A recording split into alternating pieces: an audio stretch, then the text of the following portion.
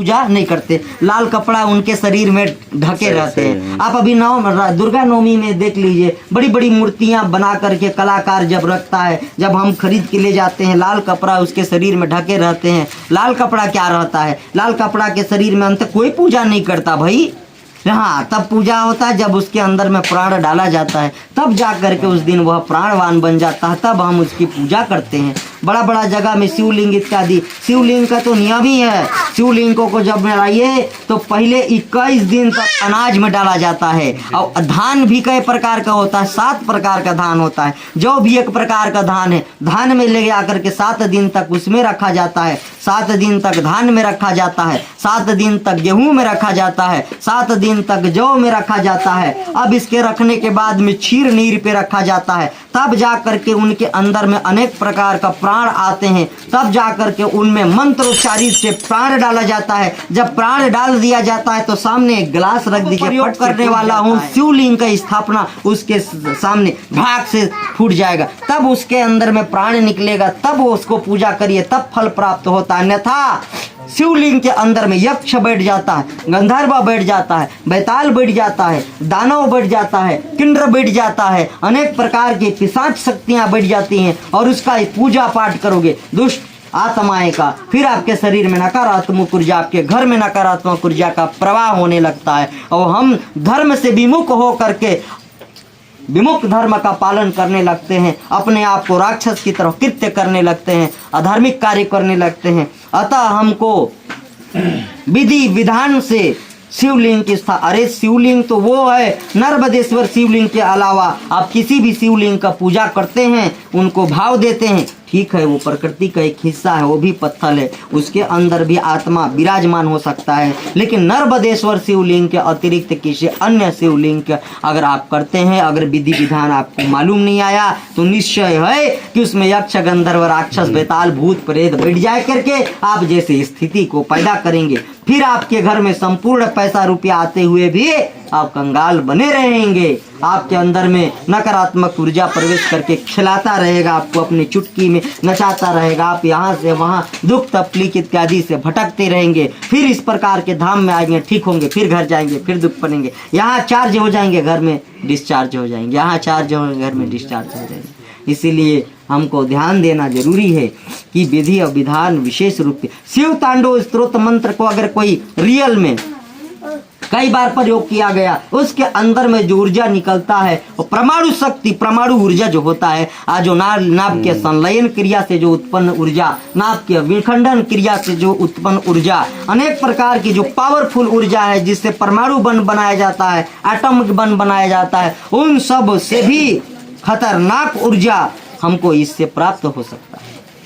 विधान का पालन करते हुए वह आणविक परमाणविक शक्तियों को प्राप्त करके अनेक प्रकार के काम को अंजाम देना है। बोलिए जगत जननी माता भवानी की। के बीच में ही होता है, हम जाएंगे सभी जगह कलशा जलाएंगे और पूजा अर्चना करेंगे और उन जगहों की विशेषता के बारे में बताएंगे भी। तो चलिए आगे और सभी जगह का दर्शन करते हैं। जगत जननी माता की।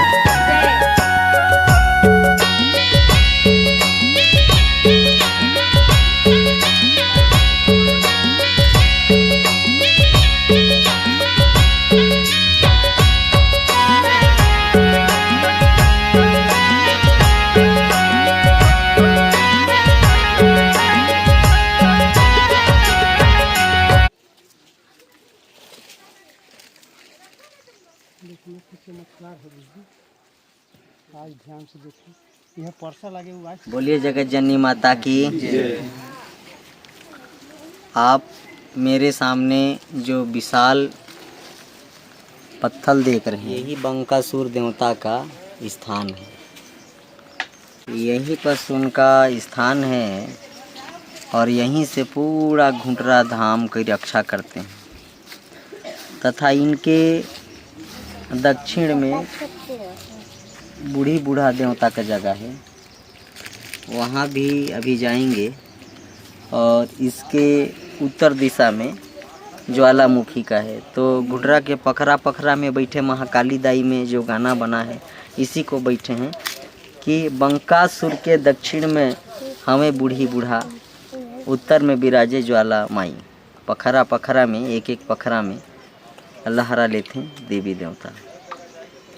तो अभी हम चलते हैं धीरे से माता ये बूढ़ी बूढ़ा देवता के पास में कलशा जलाएंगे।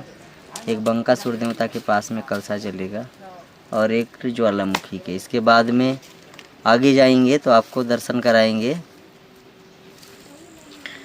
माई की बगिया, जहाँ पर ऐसे सोफा बना हुआ है पत्थर का, उसमें 7 बहिनी बैठते हैं। लीजिए तो ले भजन ये कौन तू ही ले ला, ऐसे रख दे आप जलावा दिया बंकासुर देवता ठीक जगह। और एक जन तू चले जावा है बूढ़ी बूढ़ा देवता ठीक ना भैया कैसे चले जा ये दे उठे जलाई हो पेड़ तरी ना जलात रही है ये दे ज्वालामुखी थे। अब एक जन हाई आगू कती है ना वो माई के बगिया हमारे आज जाती तो तुम जलाए के रेडी रहेला तब का देखे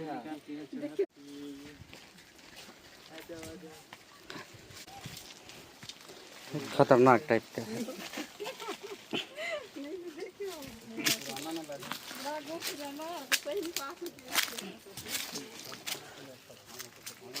यहीं बस जलाइए एक जगह। ओम बूढ़ा देवता भ्यो नमो नमः, बूढ़ी देवी भ्यो नमो नमः, तम चरणम प्रणाम नमस्तस्यै नमस्तस्यै नमस्तस्यै नमो नमः। आज देख भाई तो चरण में यदि करत है कलसा जलावत है। आज साल भर में एक भाई मनोकामना लगते पूरा कर दे देवता, तब तोर बजी के जगह चबूतरा बन है तोर नाम कर हे बूढ़ा देवता देख में रक्षा कर दे, कल्याण कर दे, सदा जय जयकार होते रहे। देखिए बहुत अच्छा जगह है, मस्त अंदर में गुफा है।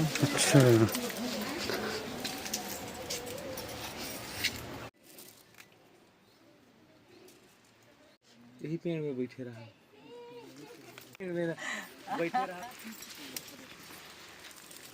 ये देखिए ये बिल्कुल ज्वालामुखी का स्थान है। यहीं पास माता ज्वाला जी विराजमान होती हैं।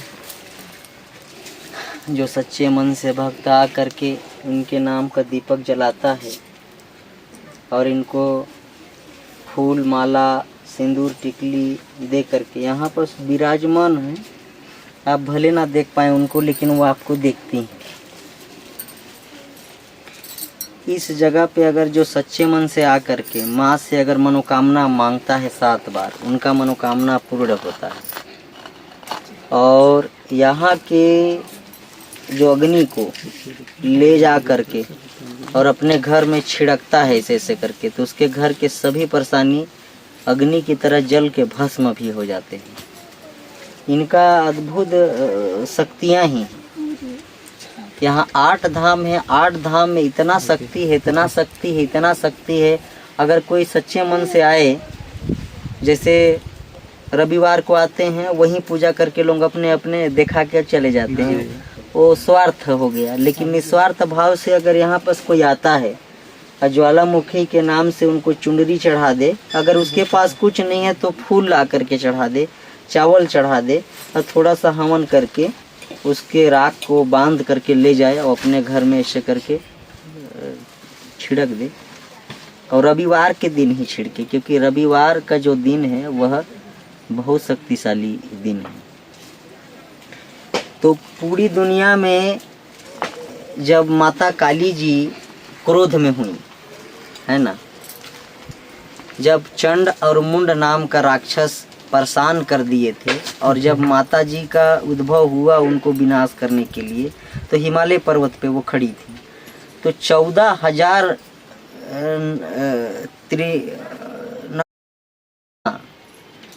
पकड़ करके वो जब चंड मुंड दानव माता जी का को हराने के लिए गया, तो माँ को इतना गुस्सा आया, माँ को इतना गुस्सा आया कि वो जल के राख हो गई, है ना। जब माँ जल करके राख हो गई तो उनका काली रूप को देख करके और उनके कंकाल जो मतलब उनका मांस जल चुका था, पूरी काली हो गई थी, इसलिए उस दिन से उनका नाम काली। और माँ के नेत्रों से जो ज्वाला निकला है, अग्नि का ज्वाला, उससे उनकी पुत्री माता ज्वाला पैदा हुई। तो वही माता ज्वालामुखी पैदा हुई हैं। वो अश्रु के जगह पे, आंसू के जगह पे वो अग्नि प्रकट होता है, ये माता उसी जगह है। तो यहाँ उनकी जो शक्तियाँ विराजमान होती हैं, वह विराजमान शत्रुओं का विनाश करने के लिए काफ़ी है। इसीलिए उनके नेत्रों से जो ऊर्जा निकला है, विनाशकारी ऊर्जा, वो ज्वालामुखी के रूप में है। आज वो लोग धरती के अंदर से फूटने वाला ज्वाला का बात नहीं है। यहाँ बस माता काली का जो नेत्रों से जो लाल ज्वाला निकला है, उनकी बात है। जैसे शिव जी के एक एक जटा से निकलते हैं एक एक राक्षस, बड़ा बड़ा वीर निकलते हैं, बैताल निकलते हैं, वीरभद्र निकलते हैं। समझ लीजिए कि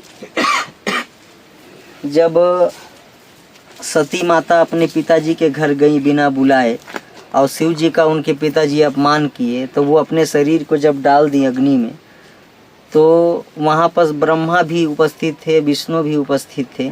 और जब उनको पता चला, शिव जी को पता चला कि उनकी पत्नी खत्म हुई, उनका तो जिंदगी खराब हो गया, प्राण निकल गया, तो वो एक जटा को जमीन पे ऐसे करके पटक दी, वीरभद्र पैदा हो गया। एक जटा जब आए तो वर्णन नहीं मिलता है, लेकिन न विष्णु का औकात था उस वीरभद्र को रोकने का, न तो ब्रह्मा जी का औकात था, और बल्कि जितना देवता थे सबको लदियाए हैं, सोटे हैं, पीटे हैं उनको।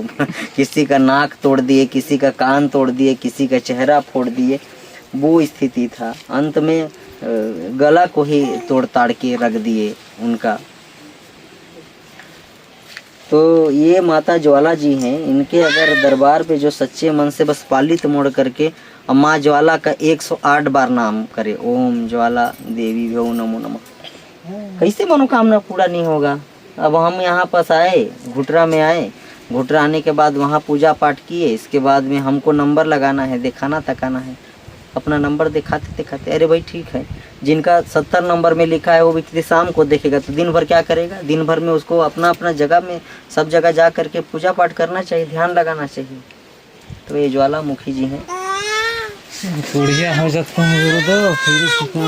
ये देखिए कितना मस्त बेहतरीन इनका एक तल्ला का घर है। ये पहला तल्ला है और ये दूसरा तल्ला है। ये माता का डबल स्टोरी का यहाँ पर मंदिर है। ये अंदर में ज्वालामुखी, जब इसमें बैठने के लिए कितना सुंदर क्या बेहतरीन देख रहे हैं, गद्दा लगा हुआ, यहाँ पर विराजमान हो जाता था। शुरू में आता था तो यहीं पर सो जाता था। और यहाँ पर सांप रहता था, अभी तो आज नहीं है। यहाँ पर बहुत बड़ा अजगर सोता रहता था। एक बार बोलिए बोड़ा देवता की जय, ज्वालामुखी माता की जय। माता के श्री चरणों में प्रणाम करता हूँ कि जितना भी तेरे दरबार पे आए सबका मनोकामना को पूर्ण करे माता। अब आगे मैं चलता हूँ।